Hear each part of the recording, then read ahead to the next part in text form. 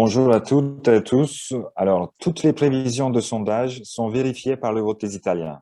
Le parti Fratelli d'Italia, dirigé par Meloni, a remporté 26% des votes, mais aura toujours besoin de ses deux partenaires de coalition, la Ligue de Matteo Salvini et le parti de centre-droit de Forza Italia de Silvio Berlusconi, pour disposer d'une majorité absolue au Parlement. Aujourd'hui, nous sommes avec Monsieur Tarqui, politologue italien, auteur de nombreux ouvrages, professeur à l'Université de Florence. Il est un grand spécialiste du phénomène du populisme. Il s'est engagé dans une recherche sur l'évolution politique et organisationnelle du phénomène de la Ligue et de l'Italie des valeurs, qui devrait constituer le premier moment d'une étude comparée du développement des mouvements populistes en Europe. Alors, nous allons discuter avec Monsieur Tarqui la victoire de la grande coalition de droite, les motivations de l'électorat, phénomène du populisme, relations avec l'Union européenne et divers autres sujets. Benvenuto, signor Tarqui. C'est un grand plaisir de vous accueillir dans notre plateforme Gargedan. Alors, pour déclencher le débat, je cède la parole à mon collègue Arturo pour poser sa question initiale. Merci Merci pour Demus. votre invitation. Bonsoir à toutes et à tous. Et tout d'abord, je voudrais commencer avec un petit rappel. Giorgia Meloni va former son gouvernement dans les jours suivants, dans les semaines suivantes. Et c'est exactement 100 ans après que Benito Mussolini avait été conféré avec ce rôle, cette mission, le 29 octobre 1922. On sait bien que Meloni était une sympathisante de Benito Mussolini. Elle était une militante du mouvement social italien et les moments successeurs de ce mouvement. Monsieur Tarqui, est-ce que vous pouvez nous résumer l'histoire politique de ce mouvement, Fratelli d'Italia, et la nouvelle droite en Italie? Oui, donc je vous remercie encore une fois pour cette invitation. Alors, pour une synthèse, il faut dire que après la chute du fascisme, hein, que, comme tout le monde sait, s'est produite à la fin de la Deuxième Guerre mondiale, donc le 25 avril de 1945, il y a eu bien sûr une partie des Italiens qui s'étaient ralliés au régime, qui étaient restés fidèles même à Mussolini comme leader jusqu'à la fin de cette guerre. Et après une guerre civile très, très dure, très sanglante, il y avait donc une partie d'Italiens qui n'acceptaient pas de disparaître de la société civile italienne et surtout de la société politique. Donc, ils ont essayé de se rassembler et de lancer une formation politique ouvertement néofasciste, qui sans doute acceptait des critiques vis-à-vis de certaines pages du régime, surtout des lois raciales qui avaient été établies en Italie en 1938 à la suite de l'accord entre l'Italie de Mussolini et le national-socialisme allemand, mais qui défendaient le régime qui en était des nostalgiques, comme on les appelait à l'époque. Or, ce parti, le mouvement social italien, qui rassemblait ces fascistes non repentis, si on peut les appeler comme ça, s'est formé le 26 décembre 1946, donc un peu plus d'un an et demi après la chute du régime. Ce parti a vécu toute l'histoire de la République italienne à partir de sa fondation. Il a réussi à élire des députés dès les premières élections législatives italiennes qui ont eu lieu en avril 1948. Et il est resté dans le Parlement, il a réussi à élire des députés, des sénateurs et même des conseillers municipaux, des conseillers dans les provinces, dans la région italienne, jusqu'à sa fin, c'est-à-dire jusqu'au janvier 1995. Il n'a jamais été au gouvernement, bien sûr. Il a même été très critiqué pour ses positions affichées de nostalgie de certains aspects du fascisme italien, mais il a été quand même considéré comme, disons, un parti faisant partie du système italien à part entière.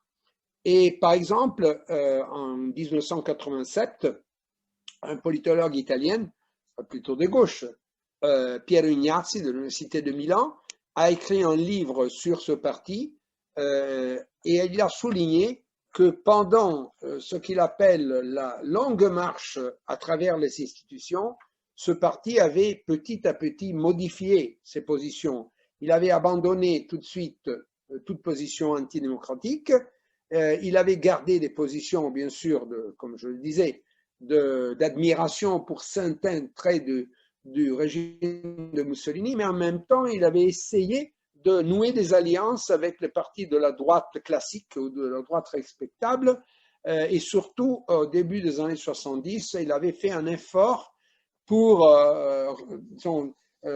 passer d'une nostalgie du fascisme à une sorte de rassemblement droitier pour faire, disons, pour pouvoir contraster la puissance à l'époque de la gauche et surtout du Parti communiste.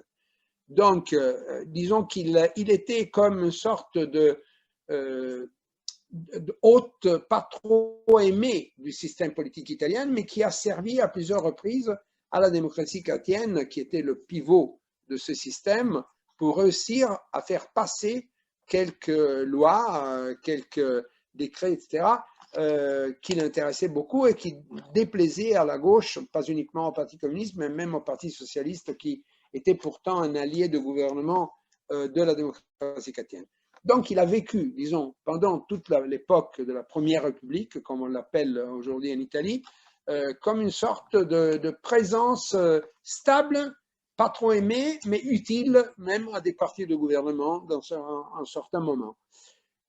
Donc, tout cela, disons, a continué à exister jusqu'au moment où le système traditionnel des partis italiens s'est écroulé à la suite des affaires de corruption qui sont connues en Italie que sous le nom de Tangentopoli. À cette époque-là, la plupart des membres de la classe dirigeante italienne, donc les responsables des plus grands partis, ont été l'objet d'investigations de la part de la magistrature et beaucoup ont été reconnus comme responsables de corruption.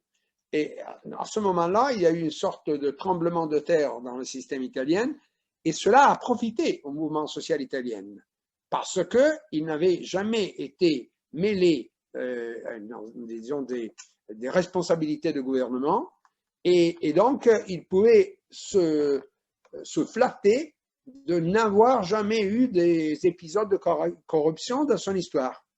Alors cela, disons, a permis à l'opinion publique de sentiments plutôt droitiers pour la première fois, de l'accepter en tant que parti qui pouvait exprimer leurs convictions.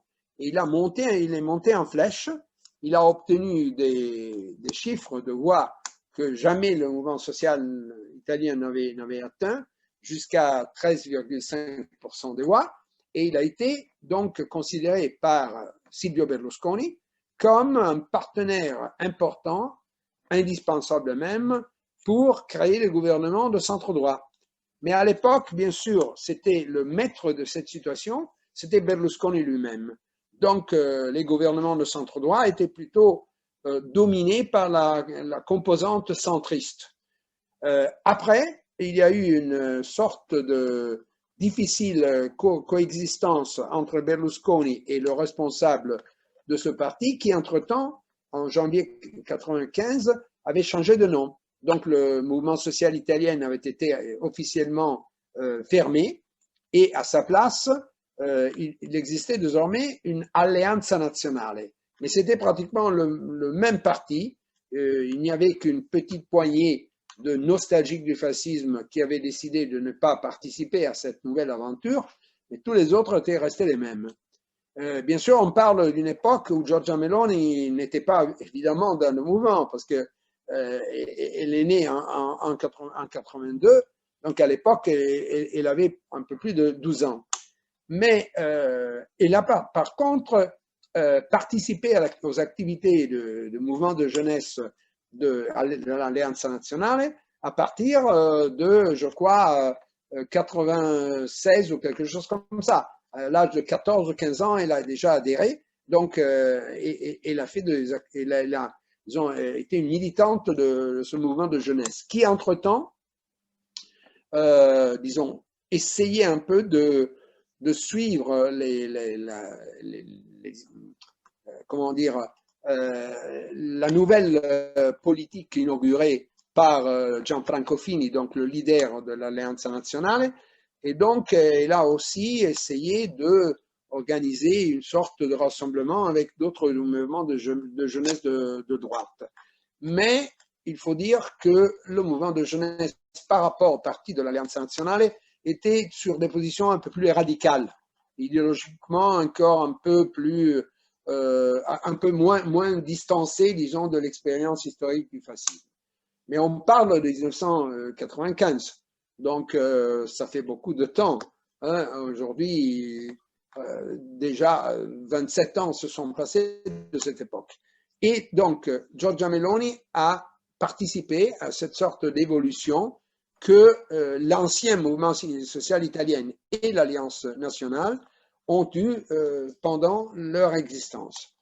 Lorsque Berlusconi a exigé de l'Alleanza Nazionale une fusion, donc lorsqu'il a créé un nouveau parti, une sorte de super parti pour y faire entrer en même temps Forza Italia, donc son parti, et Alleanza Nazionale, une partie de l'Alleanza Nazionale a mal vécu cette décision. Fini l'avait accepté parce qu'il espérait être nommé dauphin par Berlusconi lui-même. Mais les deux avaient des caractères et des idées assez différentes. Ils se sont brouillés rapidement. Et à la suite de cette discussion qu'il y a eu entre les deux, Fini a été pratiquement forcé de laisser le parti, donc le Popolo della Libertà, cette sorte de super parti. Et donc, il a formé son parti à lui, qui a connu une débâcle formidable lors des élections de 2013. Les élections législatives, il a obtenu 0,4% des voix, donc aucun élu. Il a pratiquement immédiatement disparu de la scène politique italienne.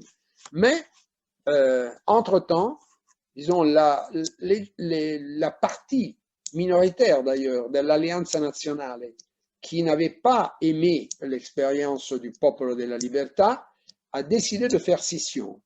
À son tour, elle n'a pas suivi Gianfranco Fini dans cette aventure plutôt, disons, plutôt ultra-modérée, et a décidé de créer ce parti Fratelli d'Italia en 2013. Donc, Fratelli d'Italia, ça a été une sorte de réaffirmation de l'existence non pas du mouvement social italien, mais de l'Alleanza Nazionale. Donc, il a repris la plupart des positions qui étaient celles de l'Alleanza Nazionale.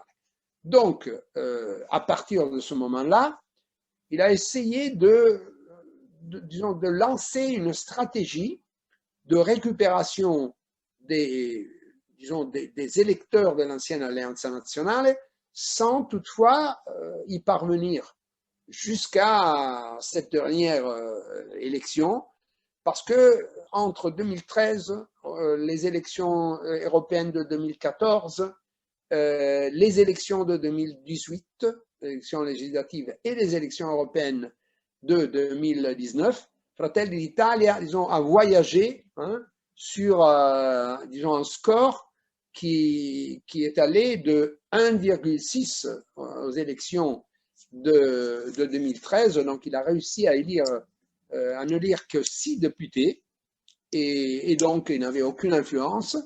Et puis, il est resté autour de 4%, 5%, 6%. Donc, c'était un petit parti qui représentait une tradition, qui représentait une position pas nostalgique, il faut le dire, pas une position nostalgique du fascisme, mais qui était encore resté fidèle à l'esprit de l'Alleanza Nazionale et donc un petit peu de son prédécesseur. Pourquoi a-t-il réussi, ce parti, à faire ce grand bond et disons, à passer d'un parti de 6%, 7% maximum, à un parti de 26%?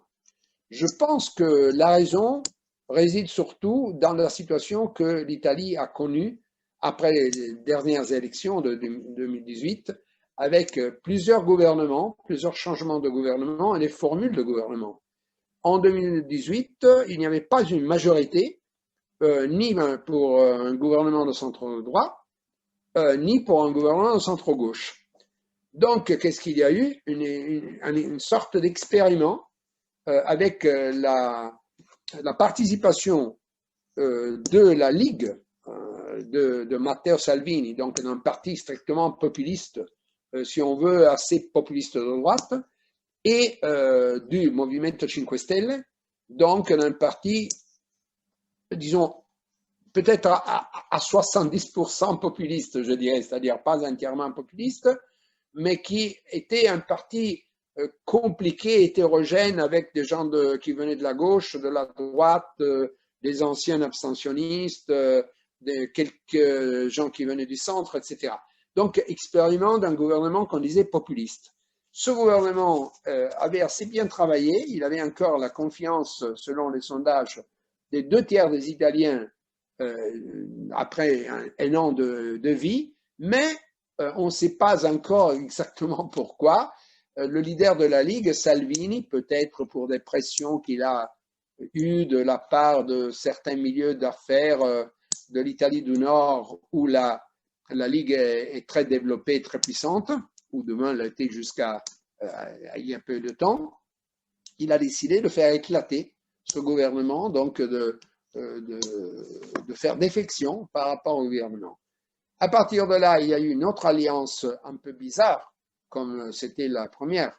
Donc un gouvernement avec le même président du Conseil, Giuseppe Conte, mais qui était fondé sur une alliance entre le Parti démocratique et donc le parti de gauche, centre-gauche, et le mouvement 5 étoiles. Et là, lors du deuxième gouvernement, l'affaire Covid a éclaté. L'affaire Covid a éclaté, ce qui a compliqué beaucoup le jeu politique.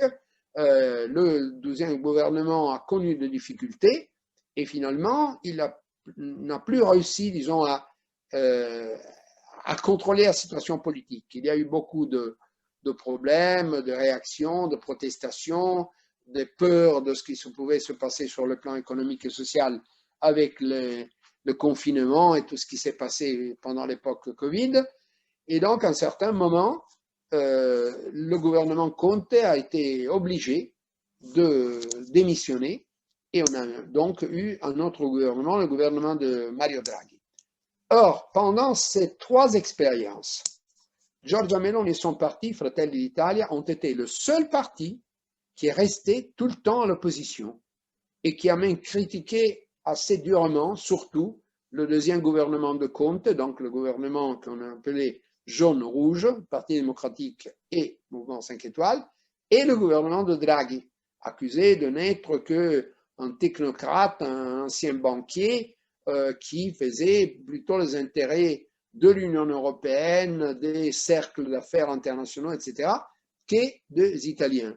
Donc, Meloni a développé une rhétorique fortement nationaliste et plutôt conservatrice.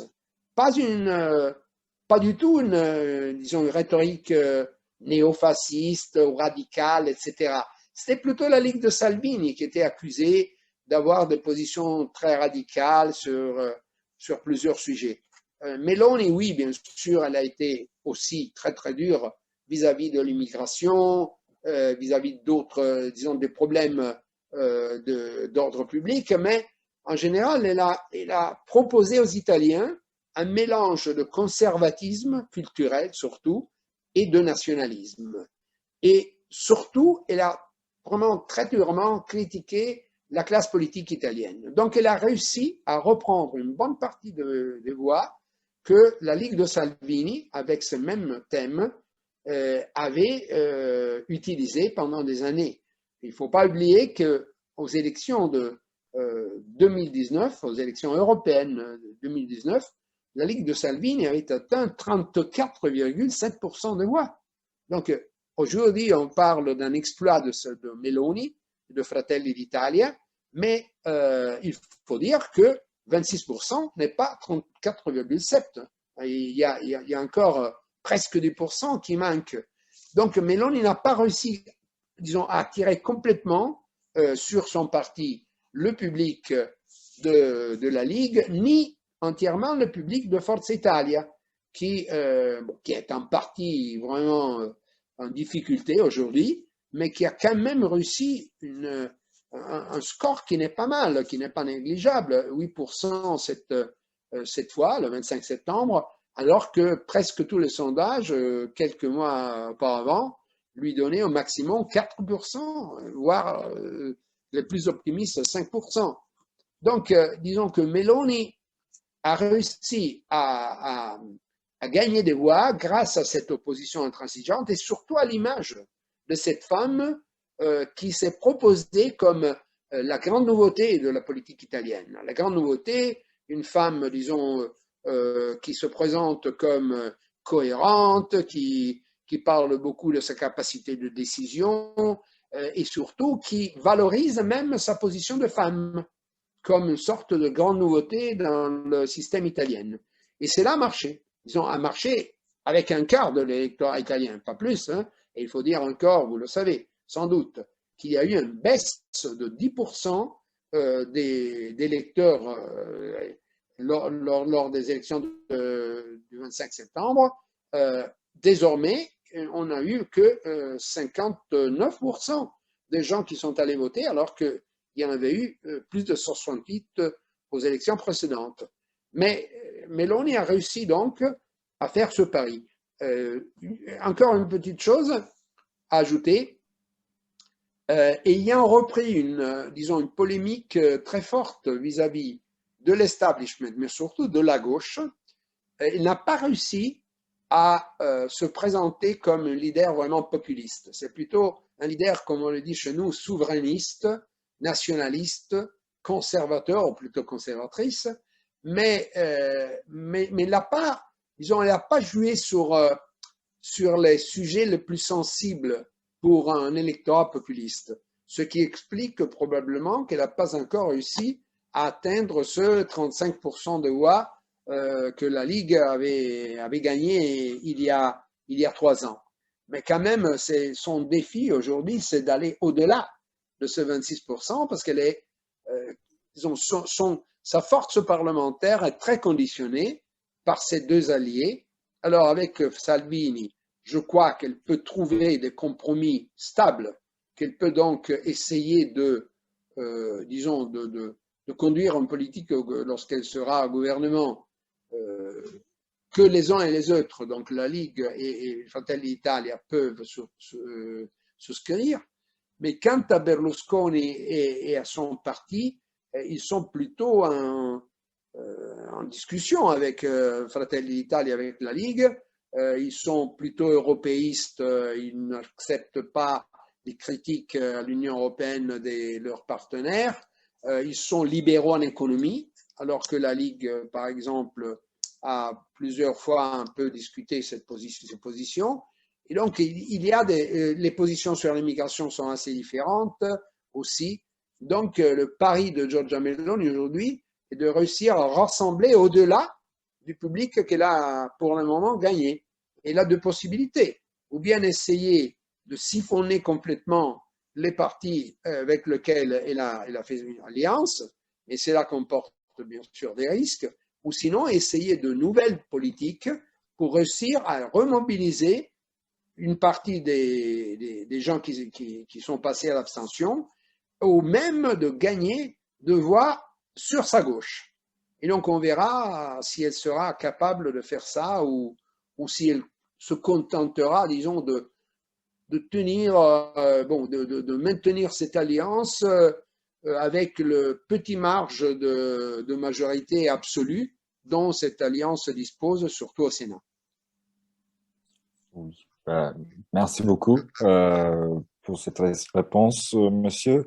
Alors, si vous voulez, en fait, on peut peut-être continuer à parler sur des composantes de cette coalition, donc de Meloni, Salvini et Berlusconi.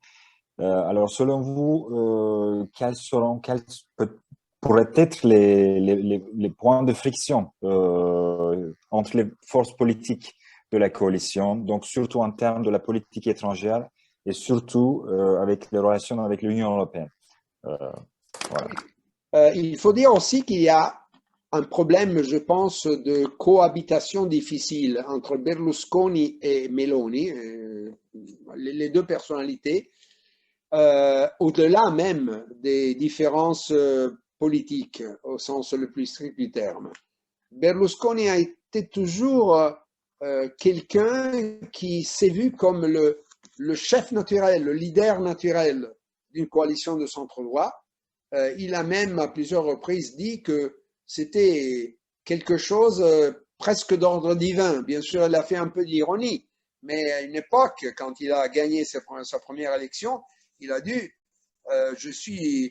j'ai été choisi par le Seigneur, hein, c'est-à-dire c'était de l'ironie, mais il voulait quand même dire qu'il était vraiment the right man in the right place, hein, c'est ce qu'il voulait dire.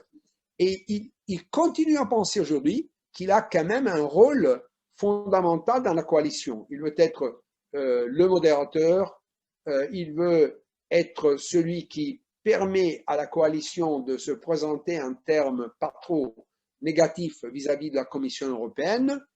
Il pense qu'il est un peu le garant de la position de l'Italie dans l'Alliance Atlantique, etc., etc. Or, ce type de leadership ne lui est pas reconnu par Giorgia Meloni. Ce sont des personnalités très fortes. Giorgia Meloni est sans doute une personnalité très forte. Et on l'a vu ces derniers jours lorsque Berlusconi a essayé de réaliser une sorte d'embuscade parlementaire. Ces députés avaient refusé, dans un premier moment, de voter le candidat de Fratelli d'Italia à la présidence du Sénat. Et pourtant, ils ont échoué complètement parce qu'on ne sait pas d'où ils sont venus, mais 17 voix, disons, en dehors de la coalition de centre-droit, sont venus renforcer Fratelli d'Italia et la Lega. Et donc, le candidat de Fratelli d'Italia a été immédiatement élu à la présidence du Sénat. Et même avec plus de voix que ceux qu'ils auraient obtenus si Forza Italia l'avait voté. À partir de cela, les relations entre Berlusconi et Meloni vraiment sont devenues très très tendues et Berlusconi s'est montré, parce qu'il ne pouvait pas ignorer qu'il y avait des photographes partout dans le Sénat et donc que ce qu'il avait fait aurait été immédiatement découvert. Il a écrit une grosse lettre sur une feuille devant lui des mots assez offensifs vis-à-vis de Giorgia Meloni, en disant que c'était impossible de trouver des accords avec elle parce qu'elle était arrogante, elle était prépotente, etc.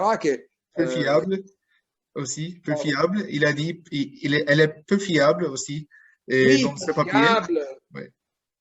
Exactement, exactement. Donc, c'est évident qu'il voulait montrer que lui, il n'acceptait pas complètement la leadership de Giorgia Meloni. Mais Giorgia Meloni lui a rétorqué dans des termes très très durs cette accusation. Elle a dit, il a oublié d'écrire dans ce feuille que je ne cède pas au chantage. Et donc, vraiment, on a frôlé disons, la rupture diplomatique. Mais aujourd'hui, ils se sont rencontrés et évidemment, ils ont dit non, c'était un malentendu, donc on continuera, etc. Mais effectivement, il y a des différences. Il y a des différences importantes et surtout, effectivement, Forza Italia est un parti libéral, très occidentaliste, très lié à l'OTAN, très, je dirais même, très pro-américain en général. Berlusconi a toujours affiché une sorte de passion pour le système américain, tous les leaders américains, etc., qu'ils soient démocrates ou républicains, ça lui convenait, et très, très strictement orthodoxe en ce qui concerne l'économie libérale. Donc, c'est un homme, disons, qui même s'il a obtenu le succès à l'époque de Tangentopoli, parce qu'il il disait je n'ai rien à voir avec la politique, avec la corruption, je suis l'homme nouveau, je suis un homme de succès, vous devez me faire confiance, etc. Mais en réalité, disons, il est devenu, il est un homme politique depuis 1994, hein. Donc dans l'espace de 28 ans, il est devenu un membre de la classe politique comme tous les autres. Donc il n'a plus cette sorte d'auréole de nouveauté.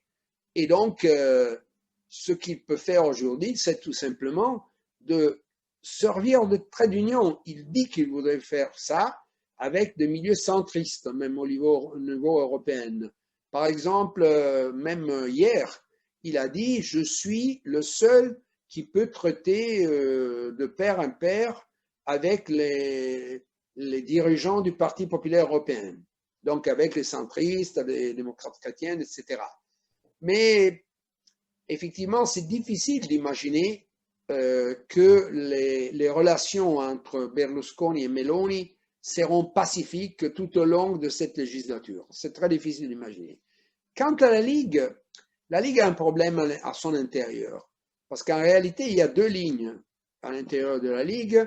Salvini a incarné le courant protestataire, populiste, même radical sur certains sujets, anti-immigration, law and order, etc., et anti-establishment. Alors qu'une bonne partie de son parti se trouve sur des positions plutôt tout simplement philo-nordistes, on dit chez nous, c'est-à-dire cette partie du Nord, à l'époque et pendant longtemps, lorsqu'il est né, c'était l'expression du nord de l'Italie qui reprochait à la classe politique de favoriser le Sud à travers des transferts de fonds et tout cela, et disons, de cultiver une sorte de partitocratie, comme on l'appelait chez nous. Et donc, disons, ce deuxième courant, ce courant qui représente surtout le petit et les moyens entrepreneurs, et même certains des grands entrepreneurs des régions du Nord, voudraient une politique plutôt modérée, plus proche de celle de Forza Italia que de celle de Fratelli d'Italia. Donc il y a ce problème d'équilibre difficile. Pour l'instant, je pense que la Ligue ne va pas créer des problèmes à Giorgia Meloni, ce n'est pas dans son intérêt. Elle a essuyé une cuisante défaite aux élections législatives, et je pense que c'est vraiment parce que les électeurs n'ont pas compris ce que le parti devenait. Ce n'était plus le parti de Salvini, populiste à 100%, qui avait gagné les élections européennes il y a 3 ans. Ce n'était pas encore une sorte de version 2.0 de Forza Italia. C'était un peu dans le marais, hein, sans donner une efficace image d'elle-même. Et donc, cela a fait qu'ils ont perdu pratiquement la moitié de voix qu'ils avaient gagnées aux élections législatives précédentes. Donc, je pense que l'hétérogénéité de cette coalition sera plutôt le fruit, la conséquence de la volonté de Berlusconi et des siens de reprendre une place importante et surtout d'apparaître comme ceux qui sont indispensables à la poursuite d'une expérience gouvernementale de centre-droit comme celle qui devrait, si on croit, disons, les prévisions, qui devraient naître d'ici 2 ou 3 semaines. À ce moment-là, il faut poser une question sur le populisme. Et vous êtes un des éminents experts du populisme dans le monde. Et c'est pourquoi on ne peut pas vous laisser, on ne peut pas terminer cet entretien avant de poser une question sur le populisme en Italie. Comme vous avez souligné, Salvini a gagné un succès dans les élections européennes en 2019 et vous avez précisé, vous avez défini le mouvement de 5 étoiles comme un mouvement populiste. Et on a vu la victoire de l'extrême droite menée par Giorgia Meloni dans ces dernières élections législatives. Est-ce qu'on peut dire que le populisme, en tant qu'une mentalité politique, selon votre définition, est le plus valable méthode et le plus valable mentalité du système politique, du langage politique en Italie? Ah, merci de cette question. Je dirais que c'était vrai jusqu'à peut-être l'époque, celle que j'ai appelée l'époque Covid. C'est-à-dire, le discours populiste a, depuis déjà l'époque de Tangentopoli, donc ça fait presque 30 ans, a toujours obtenu beaucoup de succès en Italie parce que il y a une sorte de tradition dans mon pays de méfiance vis-à-vis de la classe politique. Et c'est bizarre parce que, en général, jusqu'à la fin de la soi-disant Première République, les gens votaient à 90%. C'est-à-dire, les gens continuaient officiellement à se reconnaître dans les partis politiques, dans les grands partis. Mais c'était plutôt pour des raisons qui les poussaient à exprimer des voix d'intérêt personnel, presque, je dirais. D'un côté, il y avait bien sûr l'attrait idéologique du Parti communiste italien, qui était le plus important parti communiste de l'Europe occidentale.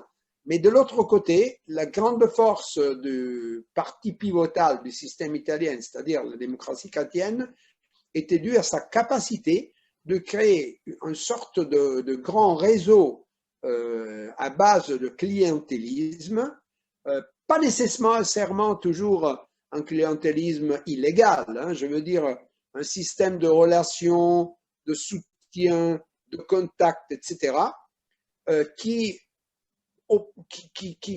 faisait obtenir à ce parti beaucoup de voix, surtout dans la partie centre-sud de l'Italie. Et en même temps, bien sûr, à cette époque, il y avait la peur du communisme.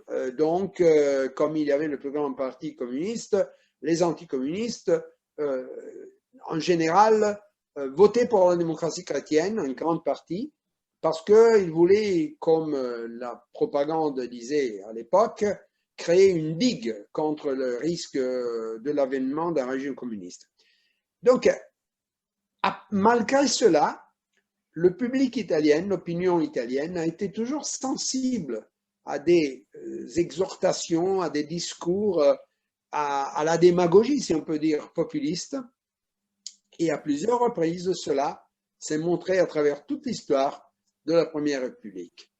Or, après la chute de la Première République, le discours a atteint encore plus de visibilité et d'importance. Parce qu'effectivement, la magistrature, les juges, ont démontré que la classe politique italienne était largement corrompue.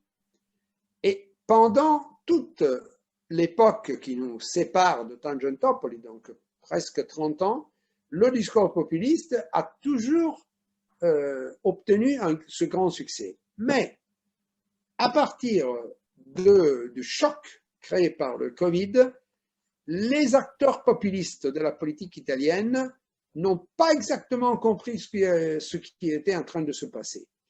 C'est-à-dire que les discours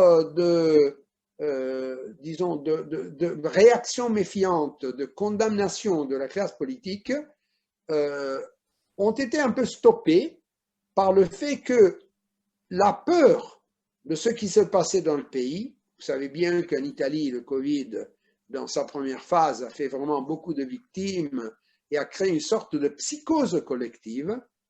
Et donc, il y a une réaction de la part de l'opinion publique qui demandait à l'État de l'aider à surmonter cette difficulté, cette situation inédite. Donc, à partir de là, la confiance dans l'État s'est accrue et les politiciens n'ont plus été vus comme des corrompus potentiels ou réels, mais comme ceux dont dépendait la possibilité d'endiguer cette épidémie, de faire face à cette situation d'émergence. Et devant cette situation, la Ligue de Salvini, par exemple, a eu des positions incohérentes. Elle n'a pas compris ce qui se passait dans le pays et donc elle a pris des positions qui n'étaient, disons, pas solides. Je veux dire, ça a changé, le vent changeait. Un jour, ils étaient pour des mesures administratives très fortes. Un jour, ils étaient pour briser le confinement, etc. Lorsqu'il y a eu la question, le problème des vaccins, ils ont été contre, parfois ils ont été pour, etc. Donc, cela a créé une sorte de, je dirais, de difficulté pour la Ligue, en général pour les acteurs populistes. Donc, cette situation a modifié un peu la donnée, et c'est pourquoi, en général, le message populiste n'a pas obtenu, lors des dernières élections, le même succès qu'ils avaient obtenu auparavant. Je répète, il ne faut pas considérer Fratelli d'Italia comme un parti populiste. C'est un parti nationaliste et conservateur, mais qui se veut responsable. Le discours des leaders, de la leader, mais même des autres dirigeants de Fratelli d'Italia, est un discours de responsabilité, modération, attention aux problèmes.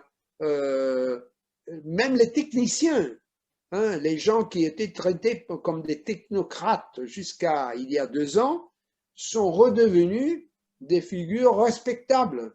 On sait que Giorgia Meloni essaye de placer à l'intérieur de son gouvernement plusieurs techniciens, alors qu'elle avait condamné la présence de trop de techniciens dans les gouvernements précédents, qu'elle avait dit les gouvernements doivent être politiques, les techniciens qui fassent leur travail, mais la politique c'est autre chose.